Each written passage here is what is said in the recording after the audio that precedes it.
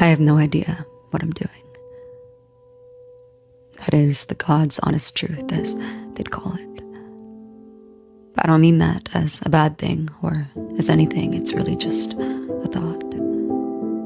Like, good morning, large coffee, please black, before you ask. That's how I live most of my life, thinking out loud and then running it back. Every word that I let be released like they were convicts, rotting away in the prison of my mind. It's amazing, to be honest, how I figure to get on, finding my way and often blind. I guess it goes to show how we're all just doing our best. And half the time when I reach my greatest accomplishments, I don't know what's next. So if you happen to be comparing yourself, like I know I do, maybe it'll help to hear you're not alone. That what you see of other people's story is not all that's going on.